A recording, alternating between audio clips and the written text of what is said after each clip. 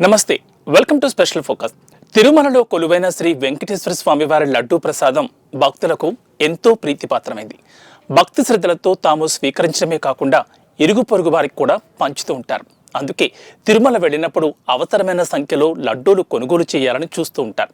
కానీ టీటీడీ పరిమితి కారణంగా నిరాశ ఎదురవుతోంది.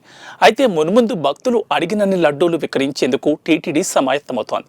ఈ మేరకు అదనపు లడ్డూల తయారీకి కావలసిన పోర్టు సిబ్బందిని భర్తీ చేసుకునేందుకు అడుగులు వేస్తోంది.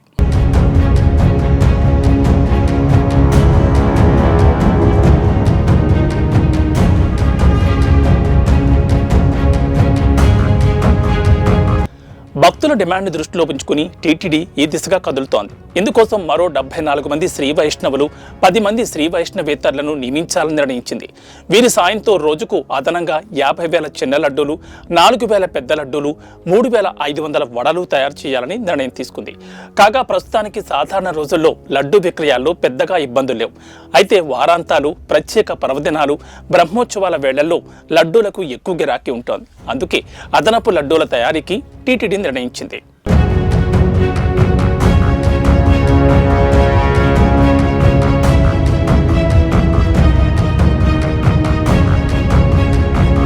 కాగా దర్శనం చేసుకున్న భక్తులకు ప్రస్తుతం ఒక చిన్న లడ్డూను ఉచితంగా అందిస్తున్నారు. సరాసరిన 70,000 మంది ప్రతిరోజు శ్రీవారిని దర్శించుకుంటున్నారు. అంటే రోజుకు 70,000 ఉచిత లడ్డూలు ఇవ్వాల్సి ఉంటుంది. అదనపు తయారీ అందుబాటులోకి వస్తే అదనపు లడ్డూ ప్రసాదం కోరుకునే భక్తులకు విక్రయిస్తుంటారు.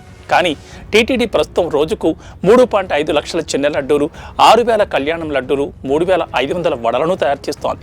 వీటిని తిరుమలతో సహా చెన్నై, హైదరాబాద్, బెంగళూరు, తిరుపతిలోని స్థానిక ఆలయాల్లోనూ విక్రయిస్తున్నారు. ఇది ఇవాల్టి స్పెషల్ ఫోకస్. మరో అంశంతో మళ్ళీ కలుద్దాం. నమస్తే.